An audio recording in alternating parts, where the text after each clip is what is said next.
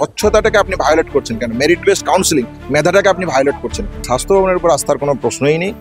আন্দোলনের জায়গাতে আস্থা রাখছি, আইনি পদক্ষেপে আস্থা রাখছি। আর পোস্টিংয়ের বিতর্কের যে কারণ সেটা হচ্ছে যে প্রথমেই যে জায়গাটা বলে রাখতে চাই যে এটা রুটিন বদলি বা রুটিন ট্রান্সফার এই হিসাবে দেখলে হবে না। এই ঘটনাটাকে দেখতে হবে যে আমরা কারা। আমরা সিনিয়র রেসিডেন্ট, তাহলে সিনিয়র রেসিডেন্টদের প্রপার প্রোটোকল আছে। আমরা 3 বছরের বন্ড পোস্টিংয়ে আছি, তাহলে বন্ড পোস্টিংয়ের জায়গা থেকে যে প্রোটোকল, সেই প্রোটোকলটা কি? প্রোটোকল বলছে যে 2023 সালে স্বাস্থ্য ভবনের নোটিফিকেশন, সেখানে পরিষ্কারভাবে বলছে যে থ্রু কাউন্সিলিং প্রসেস, এই কাউন্সিলিং প্রসেস মেনে মেরিট বেস যে কাউন্সিলিং প্রসেস, এই কাউন্সিলিং প্রসেস মেনে আমাদের অ্যাপয়েন্টমেন্ট বা এনগেজমেন্ট দেবে।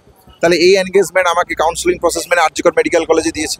তাহলে যখন জয়নিং অর্ডার, যেদিন থেকে বন্ড কাউন্ট হবে, যেদিন থেকে আমার ভাতা কাউন্ট হবে, সেদিন দেখা গেল যে আমাকে রায়গঞ্জ মেডিকেল করে যেতে বলছে। তাহলে আপনি একটা স্বচ্ছ ট্রান্সপারেন্ট কাউন্সিলিং প্রসেসকে কেন ভায়োলেট করতে চাইছেন? তাহলে এই জায়গাটাতে আমাদের আপত্তির জায়গা, এই জায়গা থেকে আমাদের আন্দোলন। সেই পাশাপাশি যে প্রশ্নটা চলে আসছে যে তাহলে আমরা কি গ্রামে যেতে চাই না, বা রায়গঞ্জে যেতে চাই না, বা পুরুলিয়াতে যেতে চাই না, বা গাজলে যেতে চাই না? একদমই তা নয়। আমরা পশ্চিমবাংলার যে কোনো কোনায় আপনারা পাঠাতে চাইবেন, আমরা সেখানেই যেতে চাই। কিন্তু তাহলে আগের এই যে প্রসেসটা, এই প্রসেসটাকে ভায়োলেট করছেন কেন? এইটা আমাদের প্রশ্ন। স্বচ্ছতাটাকে আপনি ভায়োলেট করছেন কেন? মেরিট বেসড কাউন্সিলিং মেধাটাকে আপনি ভায়োলেট করছেন কেন? এই হচ্ছে আপত্তির জায়গা।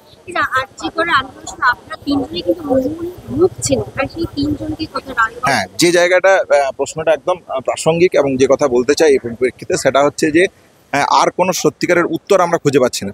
আমরা যখন কথা বলতে কালকে এসেছিলাম গতকাল, তখন দেখলাম যে বললো যে গভর্নমেন্টের কনফিডেন্সিয়াল অর্ডারের জন্য এই জায়গা হচ্ছে। সেই কনফিডেন্সিয়াল অর্ডার কি? ভার্বাল না রিটিন? দেখা গেল কেউই কিছু বলতে পারছে না। তাহলে এই জায়গাটা তৈরি হবে কেন? আপনারা পরিষ্কারভাবে জানান। তাহলে নিগম স্যার বললো পার্ট অফ গভর্নমেন্ট, আমরা যা মন যা আমাদের মন সেটা আমরা করব, যা খুশি আমি যেখানে বলবো সেখানে তুমি যাবে। তাহলে এই জায়গাটার যদি হয়, তাহলে কাউন্সিলিংয়ের প্রসেস কী? কাউন্সিলিং করেছি এই একটা তাদের জায়গাটা। আমাদের বক্তব্য হচ্ছে এই জায়গাটাতে একটা স্বচ্ছতা থাকবে না কেন? আপনি প্রপার স্বচ্ছতা মেনে যে যেখানে পাবেন, যে যেখানে আপনার প্রয়োজন, আপনি সেই অনুযায়ী সিট দিন। আপনি তো সিট ভ্যাকেন্সি লিস্ট দিয়েছেন, সেই ভ্যাকেন্সির বেসিসে আমরা চয়েস ফিলিং। এই ভ্যাকেন্সি লিস্ট তো আমরা তৈরি করিনি।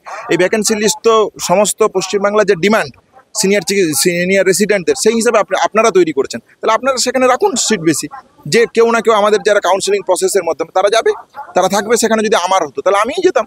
তাহলে এইটা আপনারা করলেন না কেন? এইটা না করে যে স্বচ্ছ একটা কাউন্সিলিং প্রক্রিয়া তৈরি হয়েছিল এই আন্দোলনের রেস ধরে, সেইটাকে কেন ভায়োলেট করতে চাইছেন? কি মেসেজ দিতে চাইছেন?